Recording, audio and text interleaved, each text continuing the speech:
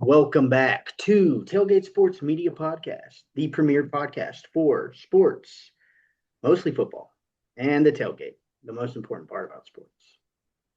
I said that backwards. It's okay. I've been messing that up every day lately. All right. Let's we You're have Peyton, I'm Devin. I'm Peyton, you're Devin. Damn, I messed that up again. All right, sorry. Busy week. All right. Every week is busy for me nowadays. I've noticed that. You say it every time. It's always busy. I'm never chilling. I'm never having a relaxing time. Part of being an adult, I guess. All right. That being said, we're gonna jump into how was your week, Devin? Before I jump into that. It was a week. You wanna know how mine was? Hey Peyton, how was your week? Busy. Got him. Got him. Everyone press F. Press F to pay respects. Damn, it was crazy. All right. So we're gonna do college football first. So let's jump into that. Semifinal games. We watched them. They happened. I'm going to be very honest and say that the Miami Ole Miss game I watched the fourth quarter. I forgot that it came on a Thursday, which is just the worst day to have football for college football.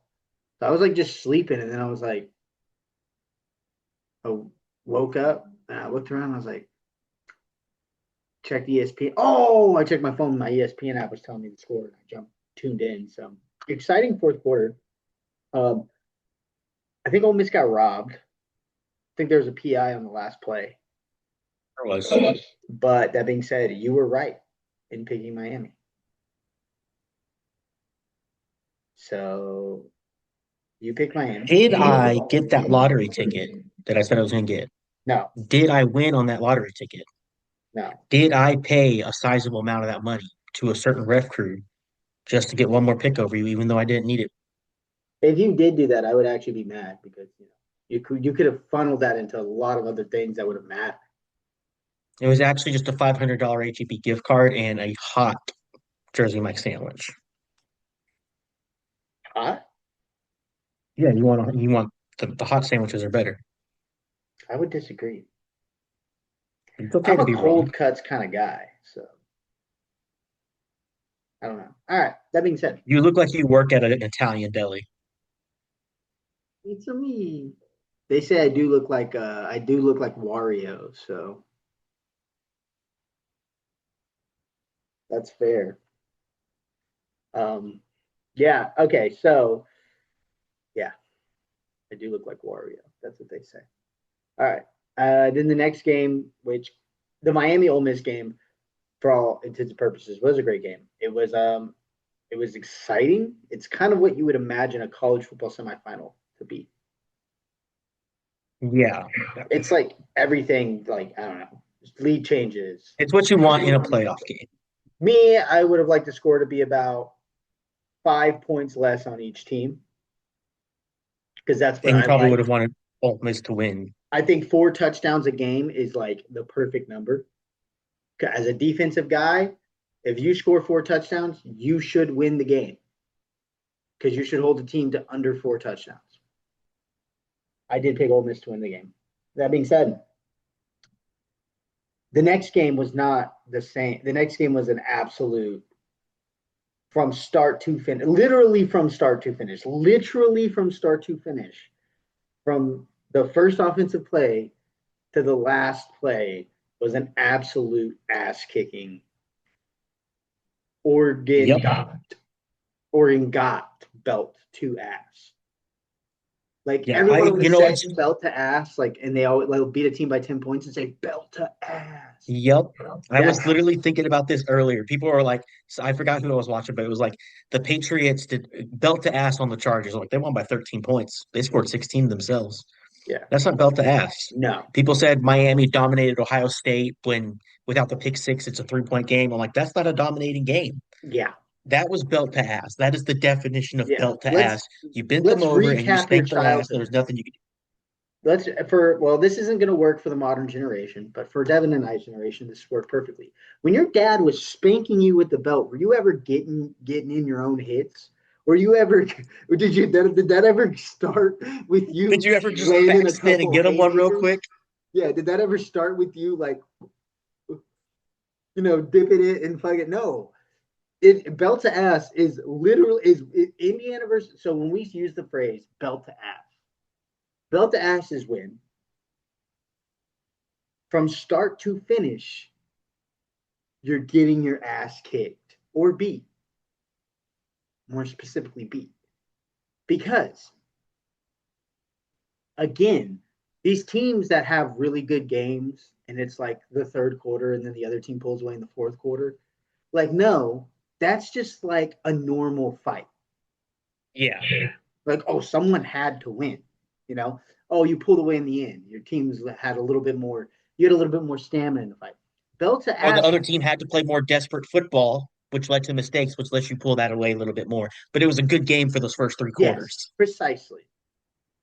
Belt to ass is from start to finish. It's over. And then on top of that, like again, I have to reiterate this. It's like I don't know who like it's a kid thing because it is funny that these kids are saying belt to ass, and I guarantee if you interview these kids, I bet you less than 50% of them ever had a belt put on their ass. So they wouldn't know.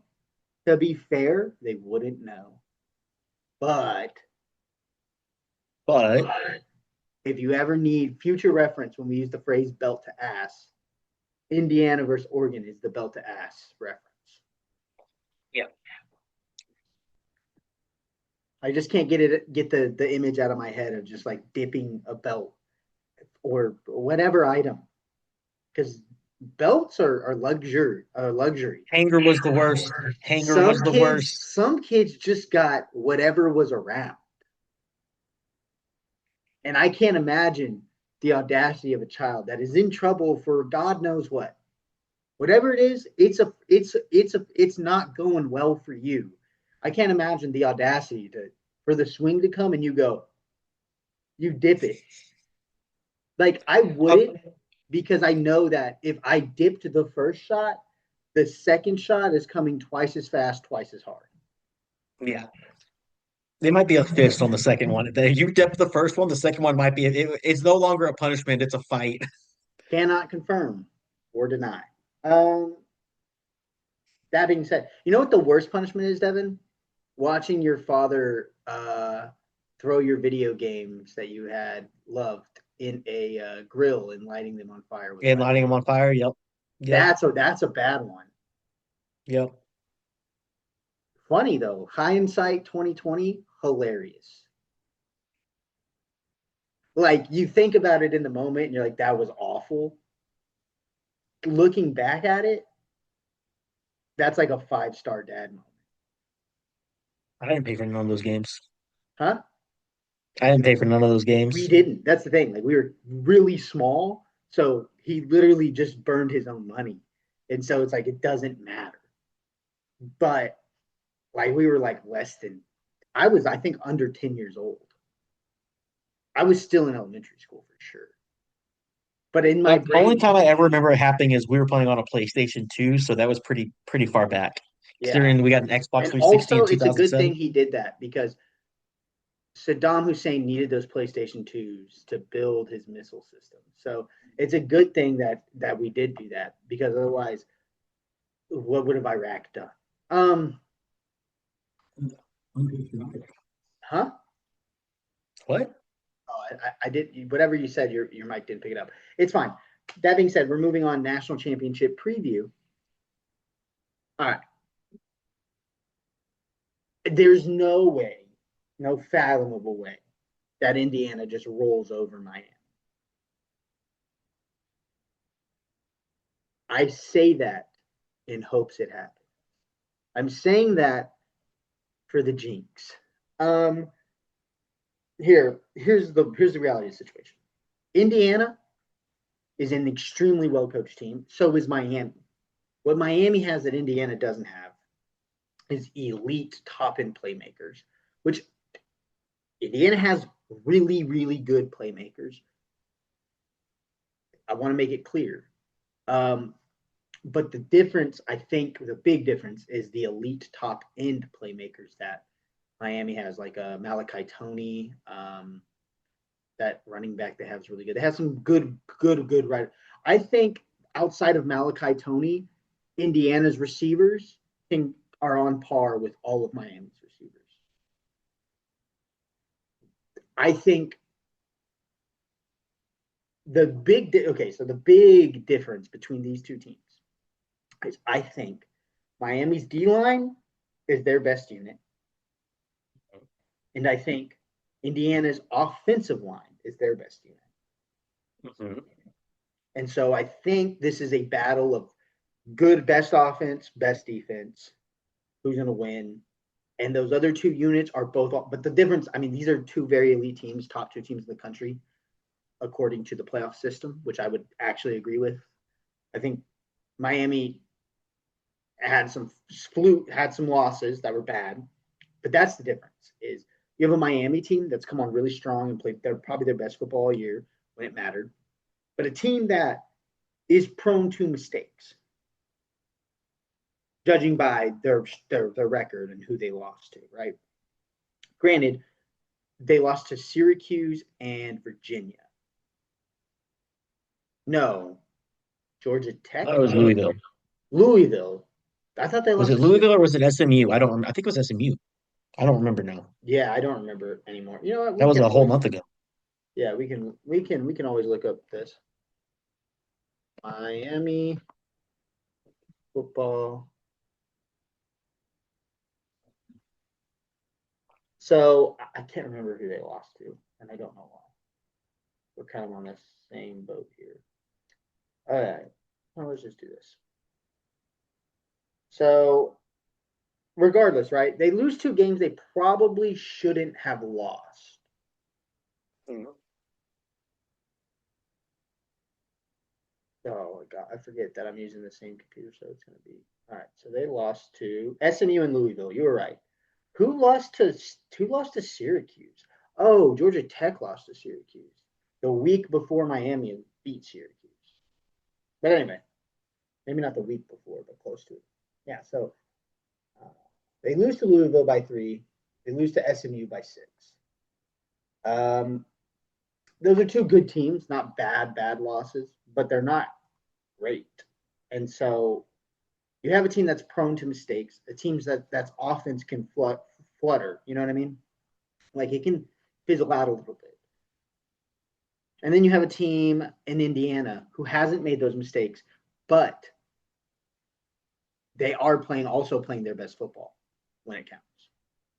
And so your pick is between this team that probably has more top end, like more guys. There's more guys on the Miami roster that have the potential to be NFL stars than there are on the Indiana roster.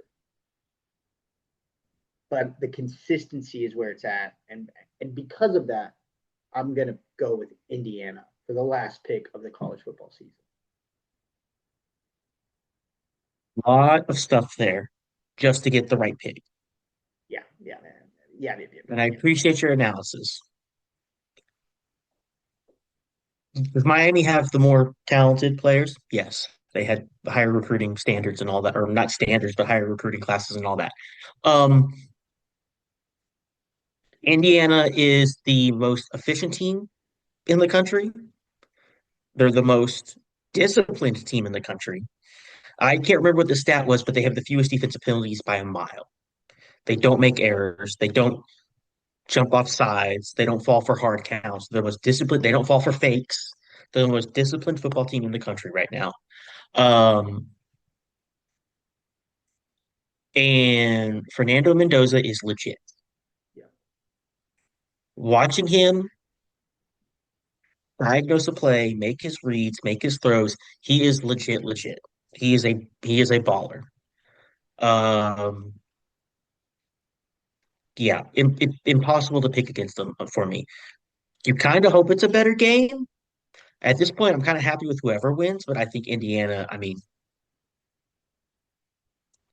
everything you said about Miami is the stuff we said about Alabama and Oregon. It's what everybody said about it. They got more talent. Indiana's playing great. They're very well coached, but there's way more talent over here. Let me figure out my picks. We said that about all those other teams before, and it didn't do jack shit. Yeah. Here's I what I think it will was, say to conclude this as I lag really bad. yep. What I will say to conclude this is that as great as Kurt Signetti has been in his coaching career, I believe he's made it to the championship at whatever level he's coached at a lot. He doesn't always win. That being said, I don't want to pick against him. Okay, so we that's our pick for the college football uh, playoff. So the next thing we're going to talk about, we're going to finish out college football for the week because we're going to talk about the transfer portal. We're just going to go ahead and jump into that before we jump into everything else. Can I say something real quick? Yeah, The worst part of the year is already starting. yeah, The best part of the year, bowl season, playoff season, when you had football on all the time, every match mattered. Even though we're going into the NFL, it's all going to be on weekends, and the weeks are already starting yeah. to There's just condense. less and less games, less and less. Like Yep. the actual important part about football is the games, and we're getting to There's, the best week of football was maybe last week. That's like I would maybe agree. the best week of football. You have the SES National Championship, which turned out to be maybe the best game of the year. You have Yep. the semifinal games. Well, the weekend leading into that, you had the or not the weekend, it was the weekend before actually, but yeah, so you have the that week between it's like 10 days. The 10-day span from the 31st to the 9th is Yep. probably the best span of football you can get because Absolutely. And it's behind us now. There's 8 games left in football season. Will there be football played in other parts of the year? Yes, but this is football season and it's over and it's down to 8 games. yep, agreed. And it's sad, but it is a circle of life. Luckily, I'm a UFL fan, so it's never over until that league collapses. Okay, so let's go ahead and jump into the transfer portal, which is important to talk about. So I think the most important thing to talk about, Devin, is your favorite player. You love him. You've talked about him many a times on the podcast. I think you've talked about him on other podcasts. TJ Finley. He's heard you, and he said, "You know what? My 7th year of college football is going to be spent right down the road." Because TJ Finley, the 7th year senior, who's 7 years, 7 schools, TJ Finley has decided to commit to UIW, which where he should be. Probably UIW starting quarterback, good for them. Um, but have like a Eddie Marburger type season in that Southland Conference. Although Eddie Marburger was on a different team. But yeah, way to go out UIW, and then he'll be down the road selling cars at Freedom Chevrolet. Devin, just be ready. If you're ever in need for a car, TJ Finley. Yeah. Okay. So what I do want to talk about for real, besides the TJ Finley thing, finally, the biggest news of the year, biggest transfer of the year, is it is funny to see how this unfolds. And you always hear like numbers, which everything's unverifiable. Like it's all just like we're not reading the contracts. We don't know what's actually being put out there. So everything is unverifiable. But you hear numbers like 6.5 million, 5 million, and 3 million for all these like guys, right? And then the funniest thing to me is watching how like the school will get like 3 top 10 quarterbacks to visit their school, and then they'll get another 3 over here and another 3 from over here or wherever, and then one will finally commit to that school, and then like the fear of having a quarterback controversy or the fear of having a quarterback duel from these quarterbacks is so staunch that they immediately that is school's no longer on anyone's board. So I mean, it has to. We talk about this all the time. There's no QB depth anymore because every 4-star that's been rated a 4-star is going to go somewhere where they think they can start. So your best bet for quarterback depth is your 3-star quarterback is a gym that's undeniable. So your 5-star quarterback is the backup. That's like the best case scenario. The other best good case scenario is you somehow get a 5-star that's like doesn't care about playing time for the first 2 years.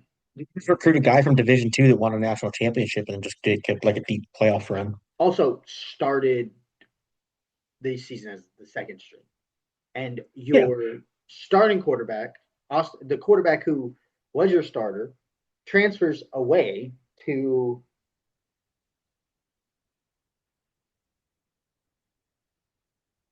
he transferred to like Missouri, I believe. Um, this is also the funny part. Yeah, he transfers out. He transfers to like Missouri, yeah. yeah, he transferred to Missouri. And then because he's like, oh, this other quarterback is gonna Trinidad Chambliss is getting another year. I'm not gonna ride the pine behind him. And then Trinidad Chambliss's senior year, last year gets canceled because the NCAA doesn't grant him a waiver. So now you lost your top 2 quarterbacks. That sucks. Yep. I mean, and it happens with a lot of teams, like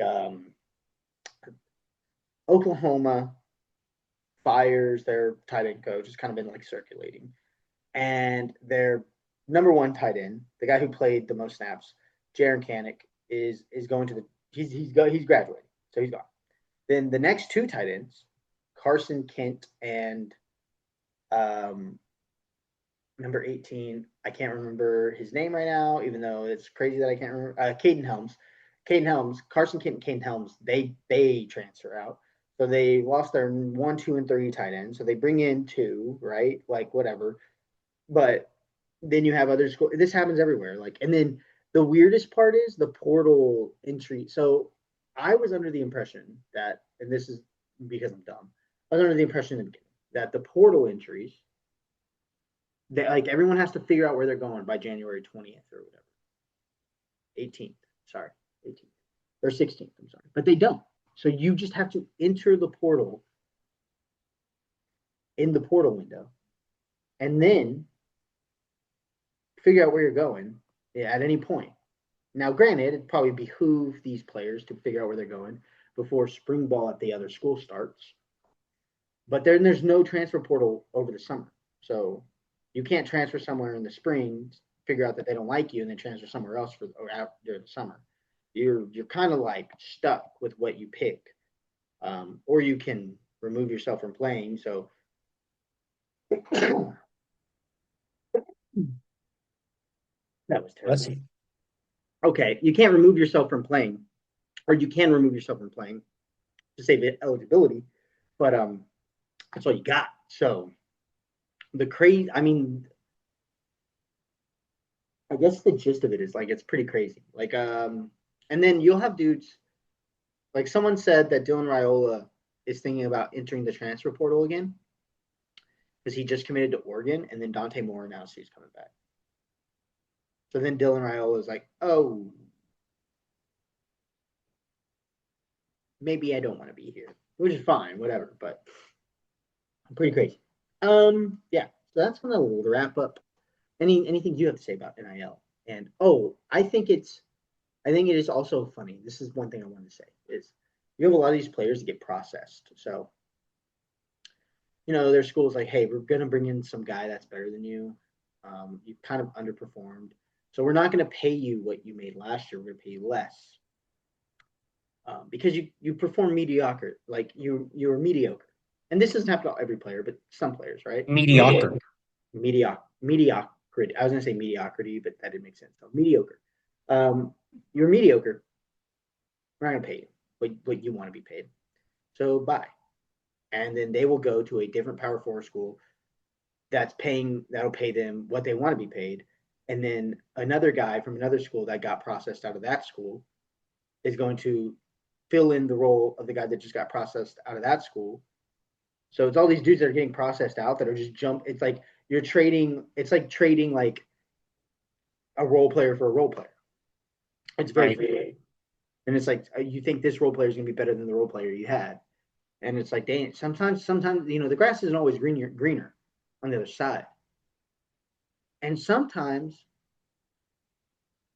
the grass is greener over a septic tank. You know what I mean? Um, anyway, that's all I have to say for you. Let's see. So going kind of like on the tight end thing. Oklahoma loses their 1, 2, and 3 tight end. They then replace them with two for sure. My boy Rocky Beers coming in hot. Yes. But then they sign new tight end coach Jason Witten. Uh, just name recognition alone is going to be big for recruiting for at least a couple years. But also pretty much a guarantee that Oklahoma's going to get his 4-star Five linebacker star. son. I've seen him listed as a 4-star. I've seen him listed as a five. I've seen both. So some have him as a four, some as a five, which is typically a good thing. He's up there. So almost a guarantee he's going to be at Oklahoma, not this upcoming year, but next year, 2027. Um, who else lost all their tight ends? UTSA, which was surprising to me. They lost Thomas to A&M. They lost Overmeyer to Houston. And the one guy, I can't recall his name, unfortunately, right now, is going to Nickel State. Um, yeah. Interesting fact. Over 10,000 players entered the transfer portal this year. Over 6,000 of them are still unsigned. And that They have not number committed. will probably stay around 3,000. And it's so this is the other thing about the NIL and the transfer portal in general that I want to talk about is like we've already talked about it, touched on it. Like the fact that there's a need for good representation for these players. Something I wasn't aware of is that college agents, the agents for these college players aren't required to have degrees or certification or be certified to be an agent in whatever state. They can just be a random dude. And a lot of these agents now, some of them like my mom's my agent, my dad's my agent, whatever, that's fine. Some of them, this random fucking dude who is actually kind of a piece of shit is the agent because he buys us beer when we're 19 years old, and he told us he'd be a good agent, and he said he's really smart, and he'll get us a lot of money.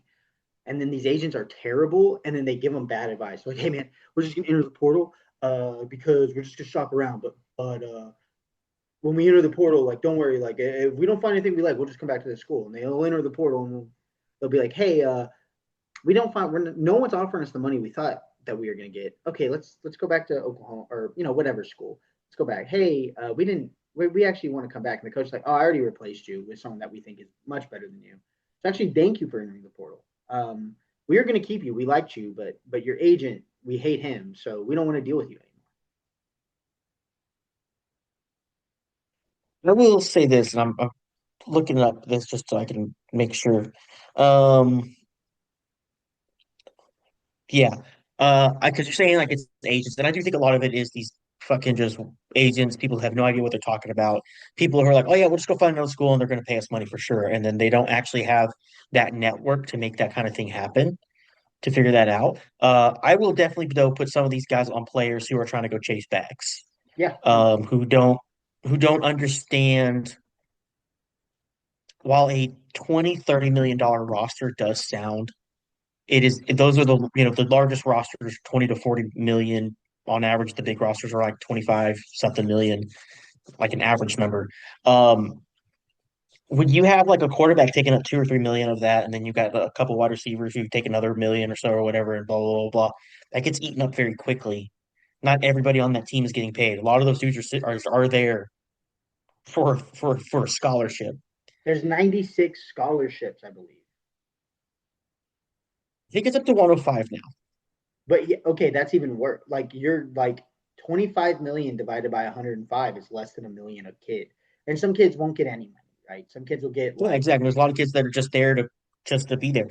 But with that situation with like a Damon Williams out of Washington, his agent literally dropped him after he entered the transfer portal, or he tried to enter the transfer portal. He's like, I'm going to the portal. He's like, dude, don't do that. You just signed a contract. You're going to get money. Like, you're good. Stay here. He's like, no, I'm going to enter the portal. And he's like, okay, I'm not going to represent you anymore just to save his face. So some of this is on these guys being like, I'm going to go find a bag somewhere else. I'm going to go find yeah, them somewhere where they compete, blah, blah. Although Washington didn't necessarily have a super bad year. They're missing some pieces, obviously, but they did decent. yeah. So, but yeah, it's just a giant. It's unrestricted free agency. It's unrestricted free agency. There Constantly. is no salary cap. And there's a reason any other sport has that kind of shit, and it keeps this stuff competitive and sane. Yeah. Anyway, moving forward. We're gonna talk about the UFL. Um all right. So a lot of things happened this week. So the UFL finalized all their coaches. So I think we already covered all the coaches. The teams for the UFL are the Louisville Kings, Birmingham Stallions, Columbus Aviators, Orlando Storm, DC Defenders are returning, St. Louis Battlehawks, Houston Gamblers are making Houston Roughnecks formerly. They were formerly the Houston Roughnecks, who were formerly the Houston Gamblers, who are now the Houston Gamblers, and then the Dallas Renegades, formerly Arlington Renegades. So the changes were, just to make this easy, Arlington Renegades became the Dallas Renegades. Houston Roughnecks became the Houston Gamblers. I believe, San Antonio Brahmas became the Orlando Storm. The Michigan Panthers became the Columbus Aviators. And then the Memphis Showboats became the Louisville Kings. Cool. All right. So, what happened? So, first thing that happened was the quarterback draft. UFL, the selection process was they picked three quarterbacks. Each team picked three quarterbacks. So the Birmingham Stallions, I'm just going to name the quarterbacks they picked that mean something to the team. Birmingham Stallions selected Matt Corral, probably going to be their starter. Birmingham Stallions head coach is AJ McCarron. Columbus Aviators head coach Ted Ginn Jr. Offensive coordinator, importantly, is Todd Haley, and they picked there's two guys, Jalen McClendon and Jalen Morton. Either one of those we could see starting. Dallas Renegades, who selected only two quarterbacks. However, yeah, only two quarterbacks. Dallas Renegades selected Luis Perez, who's in talks with some CFL teams right now, so he might not even play. And their other guy was Austin Reed. Austin Reed was formerly on the Houston Roughnecks. Okay, but Luis Perez, important. DC Defenders, Jordan Ta'amu and Spencer Sanders are the two guys that are kind of like, Jordan Ta'amu was their starter last year on the championship team. And Spencer Sanders, I suspect, is their solid backup. Houston Gamblers have selected Hunter Deckers and Donovan Smith. Deckers is a name I know. I think I see Deckers starting. Then you have Louisville King. Deckers was formerly on the Arlington Renegades, by the way. Louisville Kings selected Jason Bean and Chandler Rogers. Jason Bean is kind of like this really good dual threat quarterback. Played at Kansas, played at North Texas. Good player. Could see him starting. The Orlando Storm have selected Jack Plummer and Dorian Thompson Robinson. That's big. Dorian Thompson Robinson has started some games in the NFL. I could easily see Dorian Thompson Robinson starting for the Orlando Storm, whose head coach, Anthony Beck, previously of the St. Louis Battlehawks. And then the St. Louis Battlehawks have selected Brandon Silvers, Ben Woolridge, and Michael Pratt. Brendan Silvers has had some really good spring seasons, and I could see him playing. None of the quarterbacks that were on the team for the St. Louis Battlehawks last year are on the team for the St. Louis Battlehawks this year. Kind of crazy. Then there's some regional college allocation. So these three players for each team were allocated to a regional team. So it was based off like colleges. Kobe Jones is the one that I know from the Birmingham Stallions, went to Mississippi State. Columbus Aviators, Elias Mack, went to Notre Dame. That's the one I know. Dallas Renegades. There's not really anybody big, but Keandre Coburn, a defensive tackle, went to Texas. Okay. DC Defenders. Again, not Brandon Smith went to Penn State. Houston Gamblers. John Trey Kirkland went to Louisiana, LSU. Also a big time receiver. Yeah. Anthony Hines also went to A&M. Louisville Kings. They got Javonte Payton, a wide receiver from Tennessee. Then you have the Orlando Storm, who got Samuel Jackson, a guard from Central Florida, just for the name alone. Then you have UCF, by the way, Central Florida. St. Louis Battlehawks. They got Hakeem Butler from Iowa State, who returns to the St. Louis Battlehawks. Yeah. Okay. Then they got so that was their three players per team allocation, right? Then they got to reserve 12 players per team. So from their previous roster, they got to reserve 12 up to 12 players. They didn't have to reserve 12 players. So the important players for the Birmingham Stallions are going to be Deion Kane, Marlon Williams, Jordan Thomas. So they're kind of returning their core receiving core. And then they also got Trey Norwood, a safety, Ronnie Perkins, a defensive end, and Tay Crowder, a linebacker. The rest of them are all important, but those all these players started pretty much last year for the team. The Columbus Aviators went on to reserve Toa Taua. No, I'm sorry. Yeah, Toa Taua, Devin Ross, Gunnar Oaks, a tight end, Akeem Dent, a safety. Everyone else, Noah Dawkins, a linebacker. That's in that. Yeah, so some good names there. Then the Dallas Renegades reserved Day Hunter, good pickup for them. Tyler Vaughn, Deontay Burnett, two receivers they picked up, good pickups for them. Gene Harris, defensive back, Stephen Jones Jr., defensive back, and Donald Payne, linebacker. So Taco Charlton, defensive end. Those are good ones. Marcus Minor, guard, whatever. DC Defenders reserved Deion Jackson, running back, Ty Scott, and Cornell Powell, receivers. Trey Dean, DeAndre Baker, Derek Roberson, defensive end. So some good pickups for them. Houston Gamblers, who were previously the Houston Roughnecks, reserved. So the Aviators, by the way, I didn't say this. The Aviators were previously the Michigan Panthers, who were in the championship game last year. So some good reservations there. So the Houston Gamblers, Lawrence Keys, who's a wide receiver, Justin Hall, who's a wide receiver, and Markel Roby, safety, Damon Arnett, corner, Marvin Moody Jr., linebacker. Louisville Kings, they reserved Jonathan Adams. Louisville Kings was Memphis. Not a lot of good players on the team. Yeah, that's about Jonathan Adams and Chris Pierce Jr., like the two I can remember. Jonathan Adams is a decent receiver. Then Orlando Storm only reserved 6 players from the San Antonio roster that they got. They reserved a linebacker, Tavante Beckett, who I remember, but San Antonio wasn't a very good team last year, so I understand why. Battlehawks reserved 10 players, I believe. Cameron Kelly, safety. Travis Feeney, defensive end. Ja'Cour Pearson, a wide receiver. Frank Darby, a wide receiver. So, yeah. Jarvian Howard, running back. Anyway, then the final part is the actual draft portion. All the other players that were left were thrown into the draft pool, and they were drafted. Safety JoJo Tillery, who played well, got drafted by the Stallions. We have Dawood Davis, a wide receiver who played some. Anthony McFarland, running back, and Marcus Sims, a wide receiver. Samson Nakua, a wide receiver, who famously slapped somebody in the stands last year. Yeah.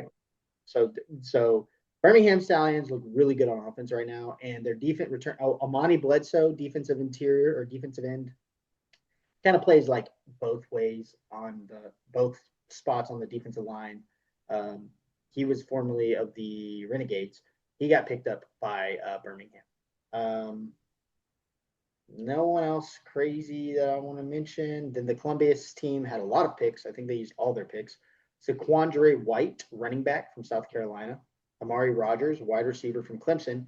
who was picked up by the Columbus Aviators and then immediately retired. Um, I think 3 players did that, by the way. They got some good names. I mean, like some good players, or seems to be good players.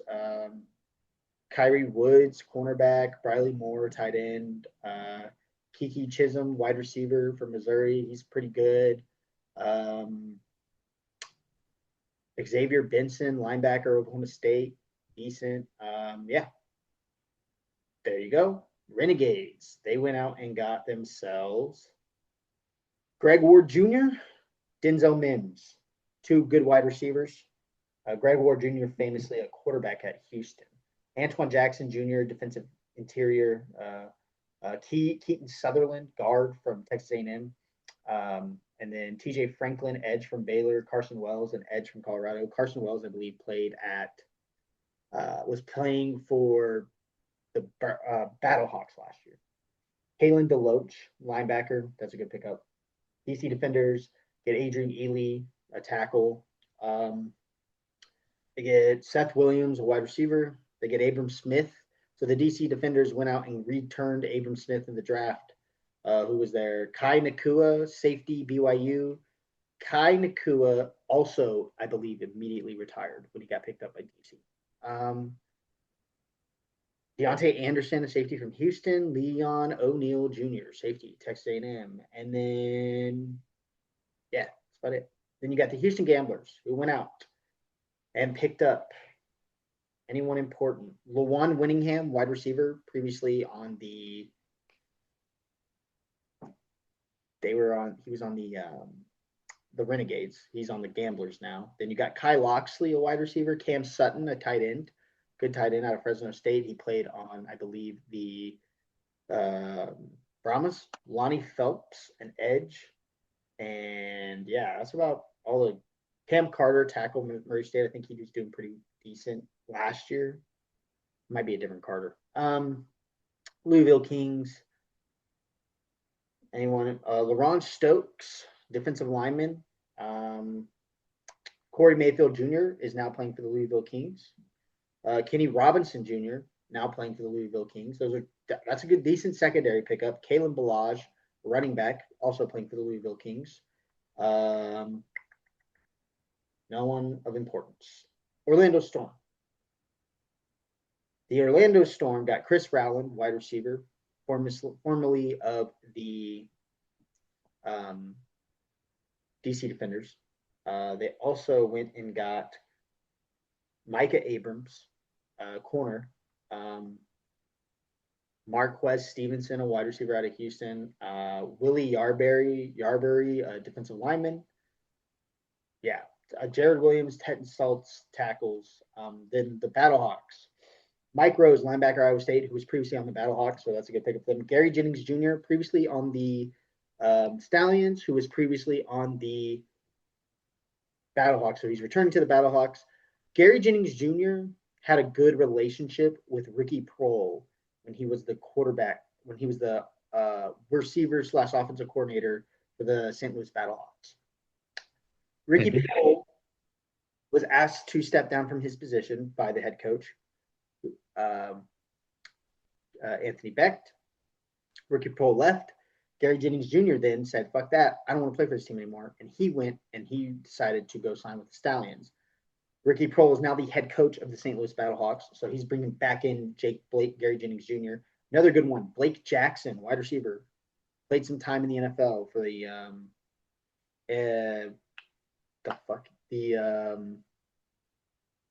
Browns. And then you got some corners, a good safety, AJ Thomas for the Battlehawks. Carlos Davis, good solid spring D lineman for the last few years. Jordan Williams, a linebacker.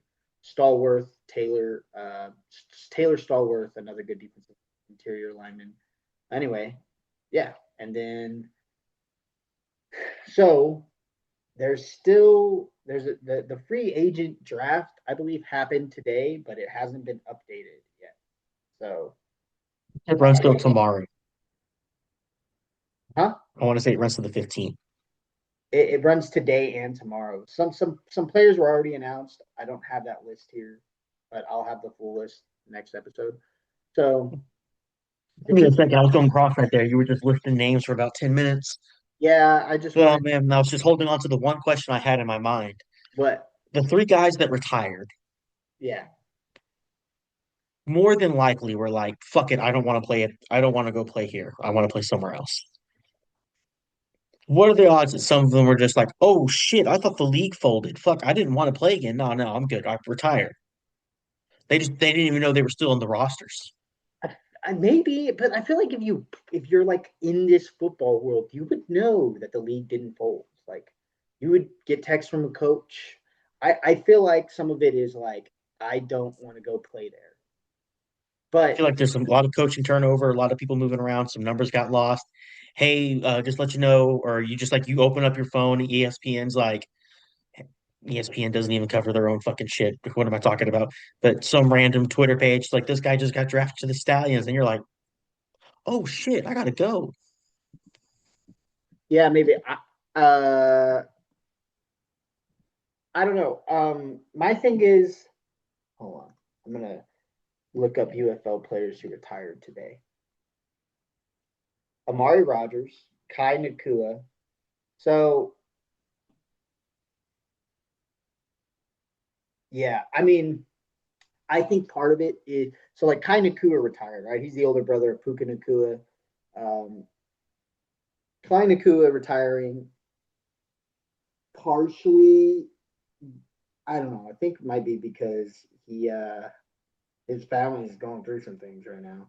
But they have another brother who is a wide receiver. He didn't retire. Yeah, I think part of it is just like the Michigan Panthers played the DC Defenders in the national championship game or in the UFL championship game. He's in the year. It's probably some bad blood. He got drafted by the DC Defenders, and he's probably like, I don't want to play for that team. I'm good. And also, DC Defenders brought back their whole starting secondary, so I think he saw that and was like, I'm not going to start there. Why would I go? So yeah, could be few of those things. Anyway, yeah. So Jared Jones Smith, who was a former Battlehawk, retired because he got picked by a team that wasn't Battlehawks. Mari Rogers, former Stallion, retired, got picked by a team that wasn't the Stallions. Kai Nakua retires. He got picked by no, he got picked by Columbus. No, I don't remember. He got picked by somebody, but regardless of the point, he retired. So he was like, I'm out. Yeah. Anyway, I don't know. It's kind of crazy.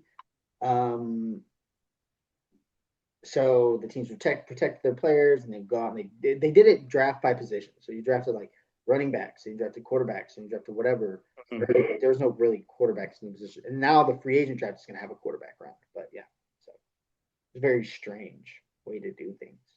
It's it's an insane process. I mean, you reach out basically. I mean, it's a league reset. You Yeah, know, obviously they're redoing the whole thing. It's partially. happening so late. It's happening so late. Yeah, I mean, like the season starts in less than 2 months. It starts in 2 months. It's No, too in 2 months. late. It's too early to pick up any college players.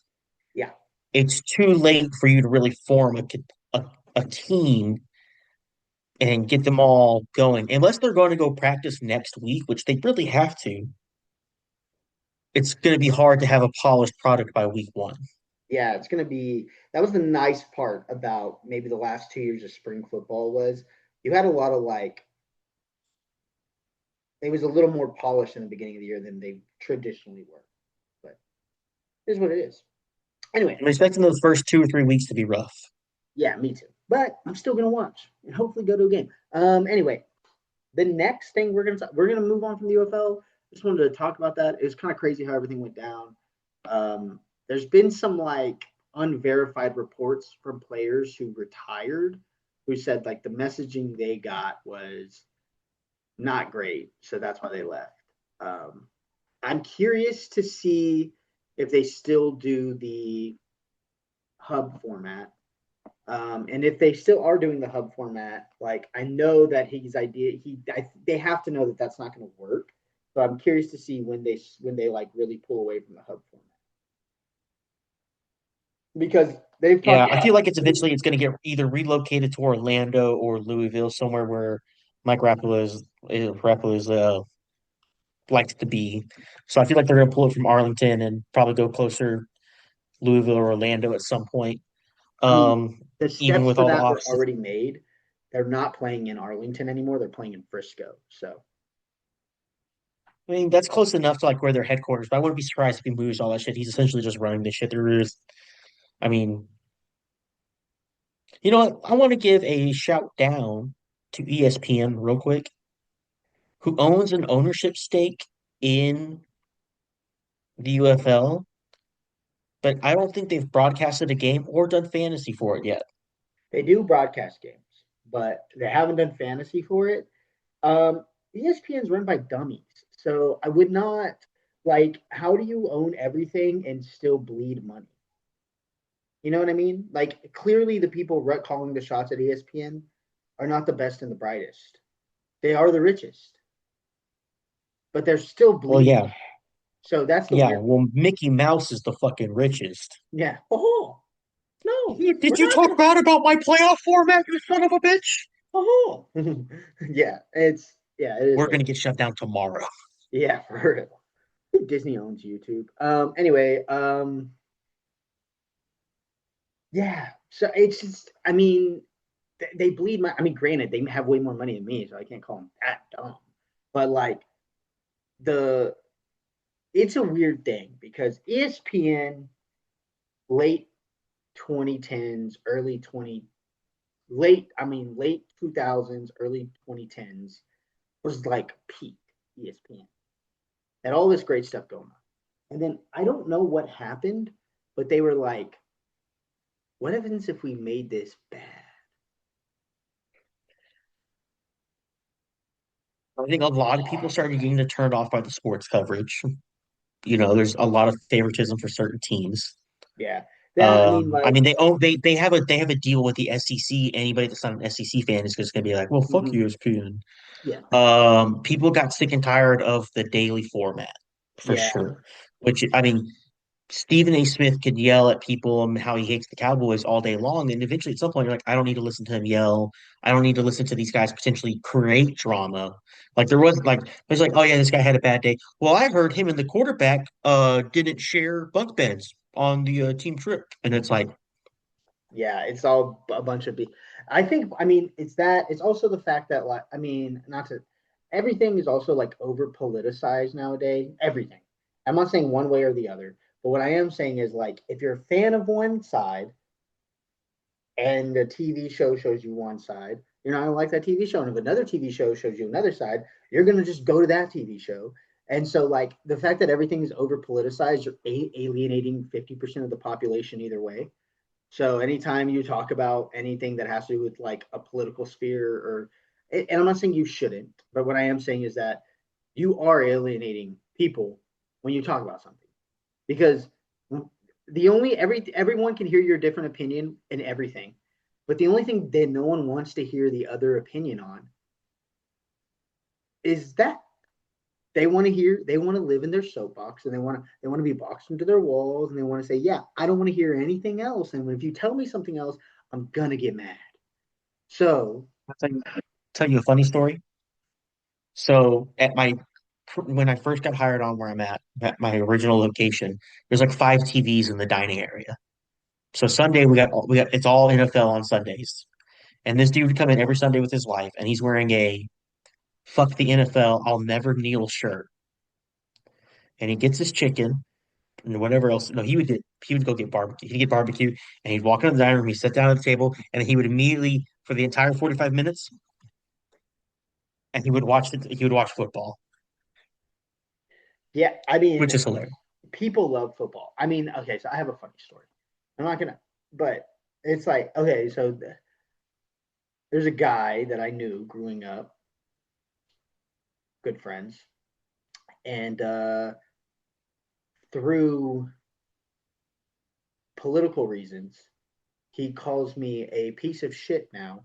Granted, before he ever got into politics, he thought I was a great guy, Mhm. which I like to think that I'm a Didn't know you decent. that well then. Yeah, I like to think I'm a decent human being. Like, granted, I have my, I like to be a little, I like to push buttons, but, um, Overall, I'm a decent human. Overall, this guy's like, you've always been a piece of shit. I'm glad you haven't changed one bit. You're a piece. I'm like, we were buddies, like buddies. What are you talking about? And then they'll be like, never talk to me again. Or that happens on both sides.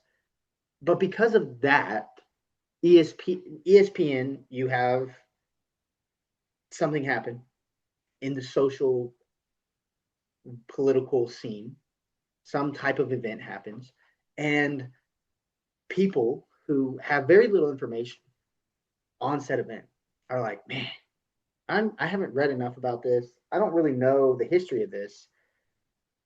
I'm the perfect guy to give an opinion on this. And then they do it in front of millions, and their opinion could be right. Their opinion could be wrong. That's up to interpretation. The things they state could be wrong. That's also up to somewhat interpretation, especially in that sphere of things, right? There's so many different ways to think, so many different things to feel when it comes to all that. So, ideally, if you're on a sports show, you just let's talk about sports because sports is peace. Like there is nothing. The only thing that matters in sports is like, who are you a fan of? Do I hate that team? Oh, you're a fan of them. I'm going to talk shit to you, but it's going to be light, fun banter. But the idea that we have to merge like political scenes into everything is what creates like this division, and it turns off. Like if you're ESPN, you go and you tell your people that you're running the show. You're like, hey man, the worst thing we can do is talk about this political event that happens. Honestly, now that I'm thinking about it, I don't even think it's all necessary politics per se. You notice how in the NFL draft, anyone that goes in the first round has a sob story? Yeah, that's also true. Anyone that gets drafted in the first round, they will find a sob story. Did you ever hear about? I forgot who it was. It was a dude, and like, there's a story, and you told a story about how you slept on the floor for the first year in college, and he was like, "No, I didn't." The lady was like, "No, you did," and he was like, "I I had money. Like my family's not poor. Like we had money. Like I had a bed, I had a room. I had my own room." And they're like, "You're supposed to be related. We're trying to." It's like that's and you're right. It's not just politics. It's everything. Everything has to be like that. Yeah, and it is exhausting to sit there and try and watch a show, and they tell you like you have to feel a certain way about this. And like if you don't like, who's a good example of a player that people don't like? Jalen Hurts. And then someone like the idea that not liking Jalen Hurts as a player makes you a bad person because you're racist or whatever. It's like no, some people just don't like it. Granted, I like them, but that's because I like real football players, and some people don't. Just kidding. But I do like Jalen Hurts. But that's like an easy example. Hating a head coach, like hating Bill Belichick, right? Like or hating every time Mike Tomlin.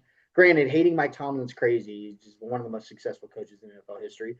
But He's also a players coach. He's like a really good players coach. yeah, There's a lot of good stories about Mike Tomlin being like, yeah, "Hey, coach, I want to be out there to support the team." He's like, "No, I wouldn't let my kid play, so I'm not going to let you play like this." And he's like, "Damn, that's a good coach." yeah, it's a great coach. Mike Tomlin's a great coach, and the like Steelers fans like Pittsburgh might be the most racist city in America.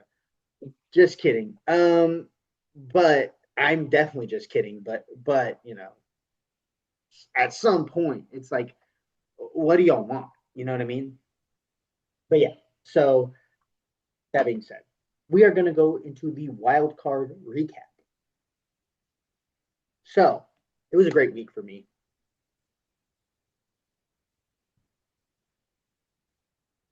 I went 5-1. You went 4-2. 5-1 You went 5-1, because we split the Steelers Texans.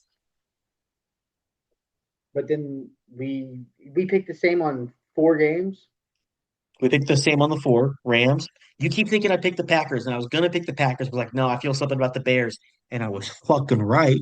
I was And right. then we split Bills Jaguars. You were right about the Bills. 49ers Patriots. We were the same there. And then we split Steelers Texans. And I was almost right there And I too. brought analytics, and I was right. Yeah. Good job. Good job. Good job. Okay, so let's go ahead and talk about the first game. Um, the first game was the Rams Panthers. Great game. I really think all of these were just pretty solid games. Um, I We'll go through the games. I'll tell you some that weren't so great. I I'll tell think. you one that wasn't so great. Oh, the Niners game. Yeah. Um,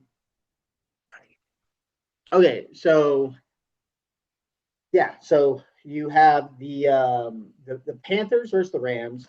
Honestly, first first quarter, first two quarters, even though I think the Panthers were down, um, the I really thought the Panthers could win, and I was kind of sweating my balls off a little bit because I was like, oh shit. But what happened was the um, the Rams ended up winning, and Matty Ice Matthew. Just kidding. His name's Matthew Stafford. Matty Ice was Matt. The other Matt that played in the NFL. Quarterback Matt Ryan. There you go. Matthew Stafford ends up winning. Los Angeles Rams, Carolina Panthers, 34-31. It was a good game. It was a good game. Very good game. Panthers are a team to worry about next year, I think, especially Yep. in the division they're in, unless the Tampa Bay Buccaneers can figure it out. And they need to figure it out because that's my quarterback. Um, That's my boy. uh, that's my quarterback. Yeah. So then the next game that occurred was the Bills Jaguars game. Mhm. That was That was a actually a very good good game. game. Yeah. It was back and forth, back and forth, back and forth. I said Josh Allen couldn't do it by himself. I was fucking wrong.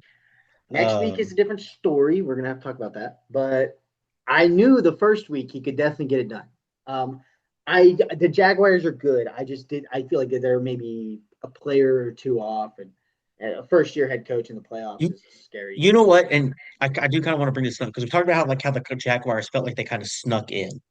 Couldn't figure it out. I was like, why did the Jaguars have this good season? Like no one was really like on top of it. My coworker, Andrea, shout out to her, was like, it's because the Colts are also in that division and they had such a fire start to the season that no one was looking at them, and then they had such a historic collapse, no one turned away. Yeah. Um, yeah. Yeah, this is exactly what happened. Oh, we skipped a game. We skipped a game. We skipped the Bears Packers. They played the same day as the Rams. That was a good game. It was an 18-point fourth quarter comeback or something like that, I think. I can't remember what the fourth quarter score was. They were up 21-3 at half. Yeah. And then the Bears, it's just that it's the Ben Johnson from the Dan Campbell. Dan Campbell coaching tree is my favorite coaching tree because everyone comes out of that coaching tree and they're just gritty as hell. Is it the best football ever all the time? No, but the grit is unbelievable. Bears come back, So beat the Packers. It was magical. let's go back to our belt to ass definition. The fourth quarter only, the Bears belt to ass on the Packers. But again,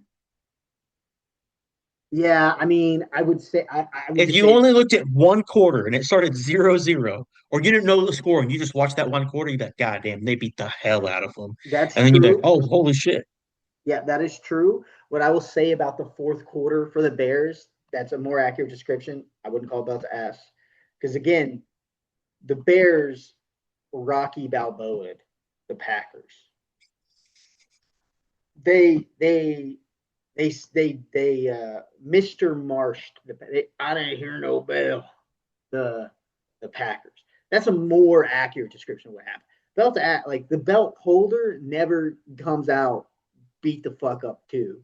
Like the Bears are getting their ass. It's like if your son was John Jones, and you're like, I'm gonna beat your ass, and he fucking, and then next thing you know, you're like, boom, but then at the end, like you walk down the stairs, and people are like, did you get fucked up too? And you're like, yeah, but I won. Like, I want to go, Jay. Guys, see what the other guy looks like. yeah, I mean, that's the thing is like that's why I can't call it belt to ass. Okay, I appreciate that perspective. It's the real perspective. Okay, yes. So I picked the Rams, you picked the Rams. I picked the Bears, you picked the Bears. I picked the Bills, you picked the Jags. Yep. Then 49ers, Eagles. The funniest thing is AJ Brown dropping all those passes after complaining about not getting the football. Yep. Violently complaining about not getting the football. He's got to be gone after this year. There's no way, right? Yeah, I mean, like every Eagles fan in the world is like, AJ Brown, we love you, but get the fuck out of here. Yeah, you're a very talented player. You're clearly not happy here. Go somewhere else. Give us the space. Give us the draft picks. Yeah, but also like the problem is like he's gonna be a diva wherever he goes. He's a worse diva. Stephon Diggs, like just gets in his feelings during the off season, and that's when everything goes awry. AJ Yeah, Brown is like over there reading the first page of the book for the 18th time, and he's like, he just gets really mad, and then he's like, and then yeah, it's not gonna go. It's gonna go that way everywhere he goes because I don't know what it is, but then on top, I mean, I don't know. It was a bad play call in the fourth quarter anyway. I think they ran two two. They needed a first down, and their like first and 10 play call was 4 verts against quarters, which there's been a lot of heated that was the debate. fourth. That was the final fourth down Oh when yeah, they fourth lost. down. When they turned, yeah, they ran four verts on cover four, Yeah, man cover four, or it wasn't yeah. man cover four, but it So was cover four. So, and it was only 15 yards. So even the middle zones were right there. yeah. So here's what I'll say about that. And there's been a lot of heated debate about quarters being a good or 4 verts being a good play to run against quarters coverage. I think this was said by Mina Kimes. Here's what I'll say about that. The concept of quarters coverage was developed specifically for the concept of a 2-by-2 formation for verticals. So let's get this straight. They're running quarters coverage. They're in a two high quarter. They're in a quarter shell, right? That's what the two high shell with soft corners is. It's a quarter shell. They're in quarter shell. You can go into a 2-by-2 formation and you run 4 verts. Your best bet in that option, if you're going to run 4 verticals, right, into quarters, it needs to be a 3-by-1 set with the running back has to do something. He can't stay in and block. He's got to go. He can run a Texas route. He can run a freaking a seam right up the middle of the field, but you need a 3-by-1 so you can ISO your best receiver against one corner. Because if they're running quarters, they don't have the overtop help. That's that. If you're gonna run 4 verts, all my Pee Wee football coaches out there that have a quarterback with a cannon, if you're gonna run 4 verts against quarters coverage, 3-by-1, best receiver on the one side for an Yes. ISO look that you can throw a 50-50 ball to and he can go up and get it. Anyway, I also don't like running four verts on a short field. I don't hate It it. reduces the impact of your speed and your ability to break It coverage. does. I don't hate it. It's not the bad. I mean, I'm kind of like I guess you can consider my mind the way my mind works on routes is I'm like a I like levels concepts. I like when a quarterback like flood concept, anything that I can read top to bottom, bottom to top. I never played quarterback, but if I was a quarterback's coach, I really want to put out levels out there. I want to overload a zone. I want to do something like that. Yeah, there are Yeah. teams that run four verticals. But a great thing to run when they run quarters coverage is a post and a rail. Get some confusion going out there. You don't just want four straight verticals. You remember post and a rail, things like that. Like yes, if you got to push it deep, you got to push it deep. But there's ways to push it deep while also giving the defense a look that isn't just four dudes running straight down Yeah. the field. And if you're going to run four verticals, again, it needs to be in a 3-by-1 set so you can ISO your number one receiver. And on that backside, those receivers, push them out. Like I want them as far out as possible to make that backside safety have to come across to isolate that corner. All right.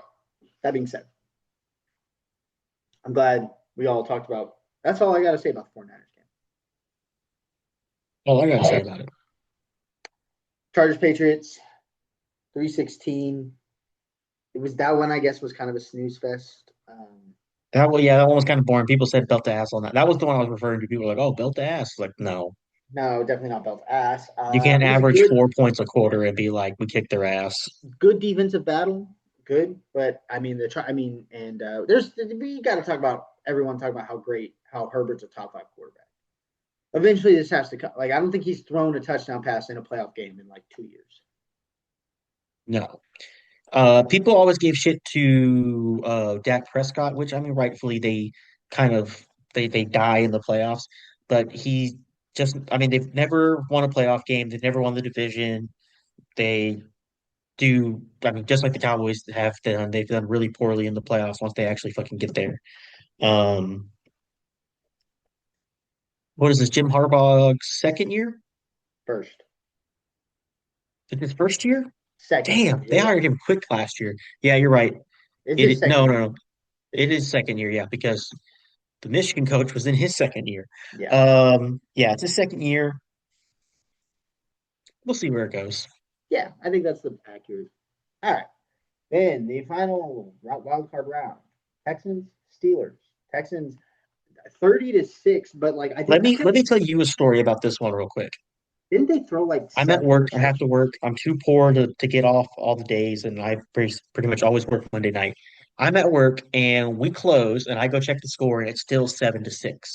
I'm like, okay. I said when I made my pick, I was like, Texans have the defense to shut down Aaron Rodgers. He did very poorly against the Browns. The Texans also have a very good defense. I think it's going to be something similar. Score wise, I was spot on, but I also said I think the Texans have enough of an offense, just enough of an offense to kind of squeak this one out.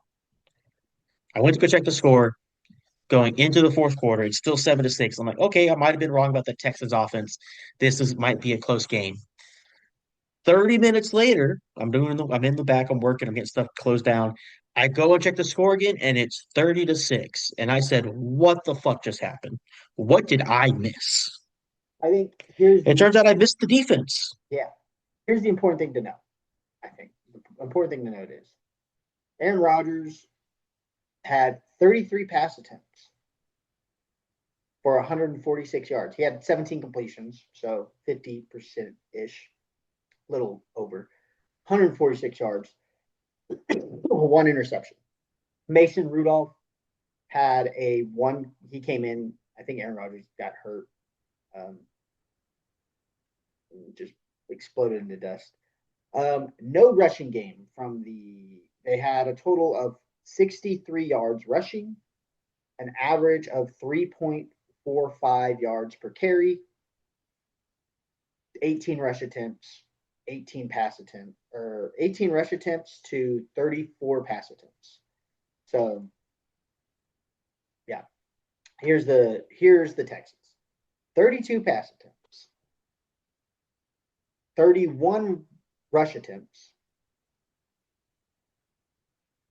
with 164, yeah, 164 rush yards total with an average of four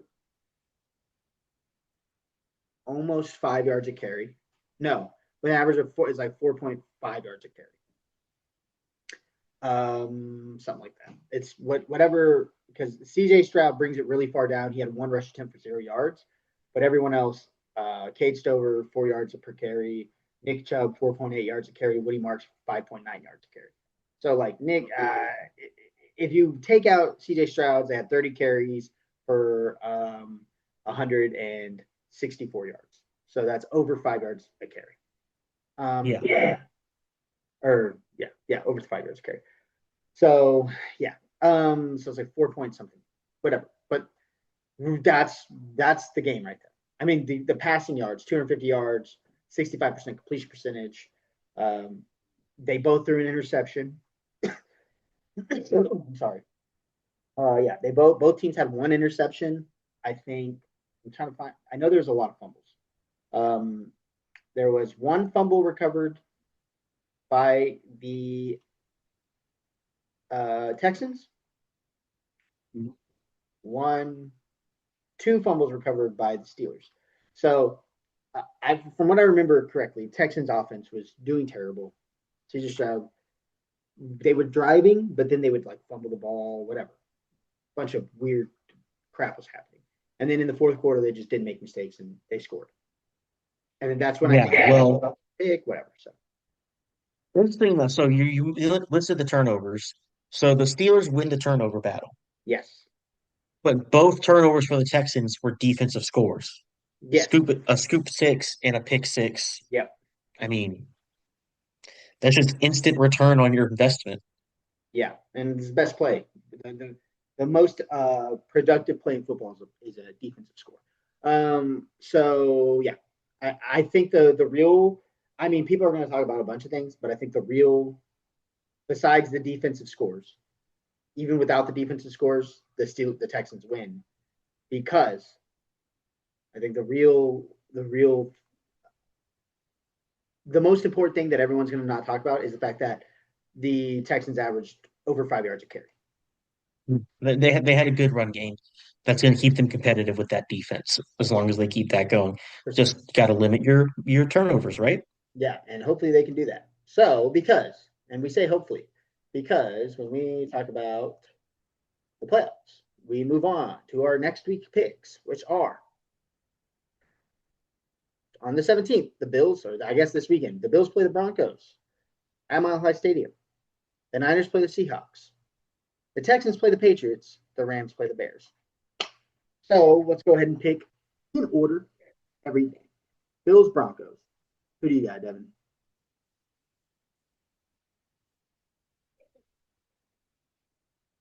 Oh, wait. Update the records, by the way. Update the records. Oh, the record is updated. Peyton at 26 and 29, and I'm at 33 and 27. Okay. This would make no difference in you being 5 games back. There are 7 NFL games left. Okay. So Bills, Broncos, Devin, go ahead and pick. Broncos? I'm taking the Bills. All right. Um, no. Realistically, I don't know. I think the Broncos are going to win with their defense, but I'm taking the Bills because there's only one. We got to make this exciting somehow. Yeah. I can tell you right now, the person that decides who wins this game is going to be Bo Nix. Which Bo Nix shows up? I think Yep. he's done a lot better. I think he did a lot better towards the end of the season. Bill Nix shows up and he's on top of it. Yeah. If Bo As Nix long as shows Bo up, Nix isn't throwing 7 hospital balls a game, Broncos probably got it in the bag. I'm still I taking think the the Bills. Broncos got it. Next game, 49ers Seahawks. Give me them birds. I'm in agreement with you. I I I, I don't want to pick against the Niners though.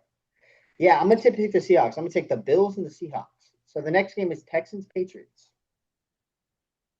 Here's what I'll say about 49ers. 49ers are fucked at linebacker. Yeah, they got the janitor playing linebacker right Fucked. Yeah. now. And the Seahawks shut them down really well last time. Their defense shut them down last time. The offense is gonna do what they can do. Seahawks are Um, probably.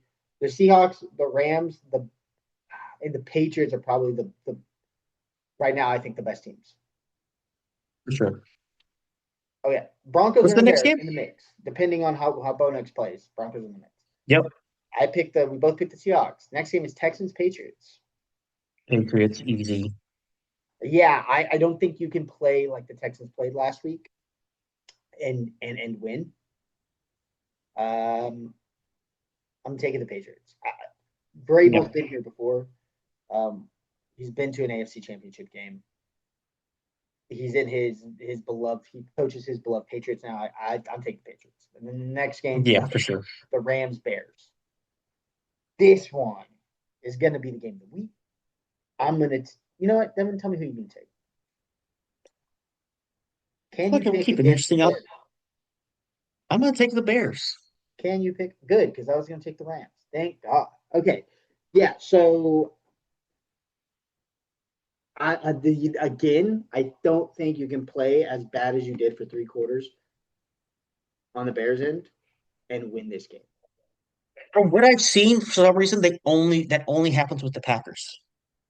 Yeah. They were lights out against the 49ers in a game they lost. I think they played the Rams earlier this year. No, they played the Niners. Um, They played the Niners. That was 38-42. They lost on the last second. Now I'm kind of second guessing that defense a little bit right now, but no, the last time they played was a year ago, and the Rams barely won. I'm still taking the Rams. Yeah. that's fair. For some reason, I'm liking the Bears right now. I like Ben Johnson. I'll take them. Caleb Williams is a freak.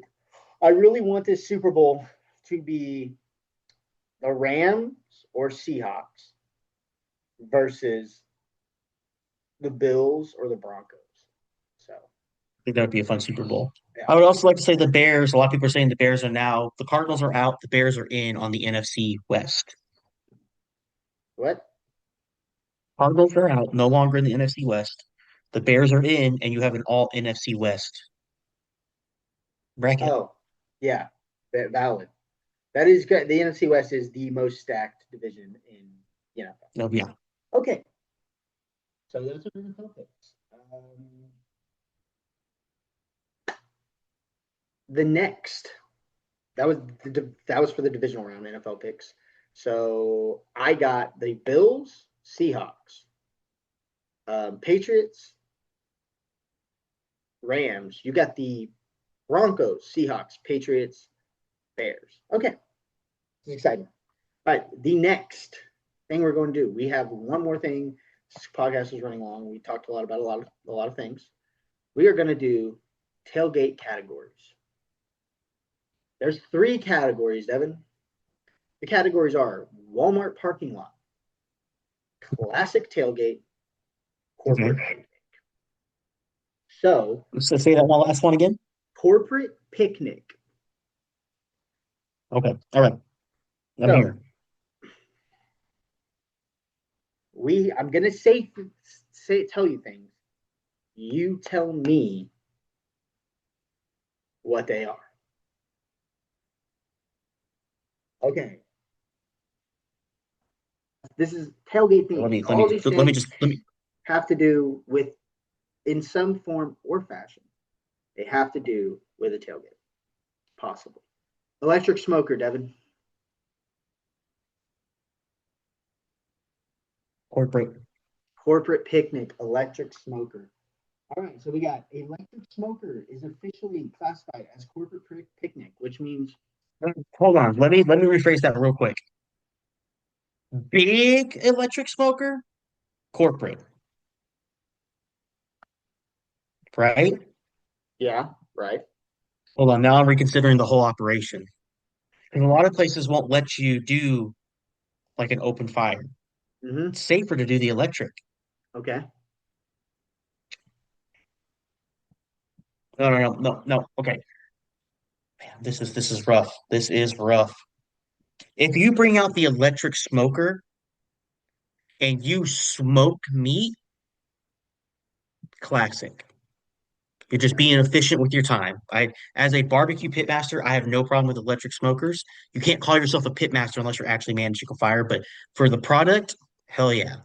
If you bring out the electric smoker and you put burgers and hot dogs on it, corporate.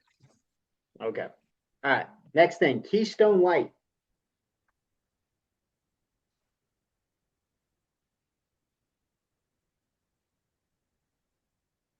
Is it cold? It's just Keystone Light. If it's cold, classic. If We'll it's go. warm, Walmart. We'll go classic. Classic tailgate. All right. Food warmers with tongs.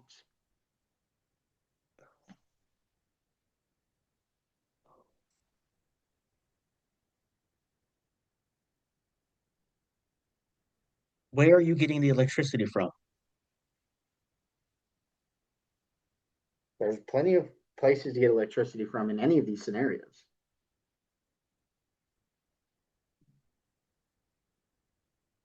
If you have like an actual plug in the wall, it's corporate. If it's All right. plugged into the truck and you're serving chili, no, no, fuck it. Nope, it's corporate. It's all corporate. It's all corporate. Throw it all over there. The next one is broken folding table. A one more time. Broken folding table. A broken folding table, Walmart. Broken folding table, Walmart. All right. Next thing, Devin. Bologna sandwich. Walmart. Walmart. All right. All right. All right. All right. All right. I show up to the tailgate, you're handing me a bologna sandwich. I'm like, I could have ate before I got here, asshole. I couldn't agree more. Hot dogs.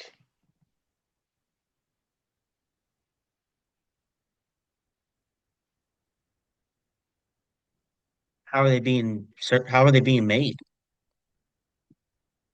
Who knows? Just hot dogs, Devin. Whatever you think of when you hear hot dogs. I'm thinking of a mass-produced boiled hot dog, which would either be for corporate, could be Walmart, but if it's being cooked on the grill in front of me, classic. We'll go classic because I think the best way to eat a hot dog is classic. All right, lobster roll. Is that a legitimate fucking question? Yeah. It's corporate. It's Okay, corporate. it's corporate. Yeah, that's the best Was way. that like a test question? Like make sure I'm not an Yeah, imposter? yeah. I was just trying to make sure to be honest with you. Okay, beanbag chairs. Beanbag chair? Yeah, I'm not gonna lie. If you're set up at the tailgate with a beanbag chair under like the canopy with a TV playing sports, I could fuck with that. I could fuck with that pretty hard. I could too. Not gonna lie. Corporate. It's corporate. Yeah, takes up way too much space. How much space do you have to bring a fucking beanbag chair, all right? A Cornhole. folding chair exists for a reason. Cornhole. Cornhole classic. Classic. Couldn't agree more. The next thing, last one for the day. Projector. Projector. Projector. It's definitely not Walmart. You could buy a projector at Walmart. You could, but you're not going to have it in the Walmart parking lot. Yeah, yeah. Like that's the thing is who is doing these things hanging out in the Walmart parking lot? Yeah, I'm trying to think of the scenario for a classic where they would have a projector and not just like a TV hooked up with satellite. Well, here's the reality is 10, 15 years ago, it doesn't happen. But in today's age, it's very, very doable in a classic scenario. And I could see it. I just don't understand why you would bring up a projector and then you have to bring something to project it on. Well, again, like I could jerry rig something to project on on like one of those little canopies, the fold out canopies. I could jerry rig a And screen. then um, and this is not me like questioning it. This is just me not being familiar with how would you run obviously a football game or the pregame through the projector. I don't understand how that one works. Connected to your phone. Could you hook it up to your phone? Yeah, I'll say classic. classic. All right. All I right. will appreciate that because the projector screen roll up would be cheaper and easier to bring than a TV. All right. That means electric I pointed to smoker. my TV that you guys obviously can't see. Yeah. We're gonna recap this and we're done and we'll bring this back. This is gonna be a reoccurring thing we do. Electric smoker, corporate, Keystone Light, classic. I disagree. I think Keystone Light is Walmart. Food warmer with tongs, corporate. I agree. Broken folding table, Walmart. Bologna sandwich, Walmart. Agree on both of those. Hot dogs, classic. Couldn't agree more. Lobster roll, corporate. Couldn't agree more. Beanbag chairs, corporate. I disagree. I think that's classic. Cornhole, classic. Cornhole, the correct answer is all of the above. And then projector, I think it's corporate. But I that's want to say it's corporate too, but I can see. Well, here's what you're doing. So there's a couple of things there that you're saying are like you said, a beanbag chair is classic, and then you said the projector is corporate. What my two reasonings on those was space yeah, and that's fair. size. And think about the roots of the tailgate. The word that right there, tailgate. You're bringing it in the back of a truck. I'm not throwing two beanbag chairs in the back of the fucking truck when I got to bring all the other shit. You never know. And I see where you're. I respect that. But here's where what I will say is it's all open to interpretation. So if you're watching this video, let us know what you think. Electric smoker, Keystone Light, food warmer with tongs, broken folding table, bologna sandwich, hot dogs, lobster roll, beanbag chairs, cornhole, and projector belong in the scale of tailgates, which is Walmart parking lot, classic tailgate, corporate picnic. That being said, so we have set up our scale. You guys let us know what those 10 are. Next week, we're going to have another 10 for Devin to judge. Other than that, that's the episode 21, guys. Thank y'all for joining in. I'm Peyton. That's Devin. This was Tailgate Sports Media Podcast. Please do all the things like subscribe, do all that. It helps. We appreciate it. And thank you. Bye.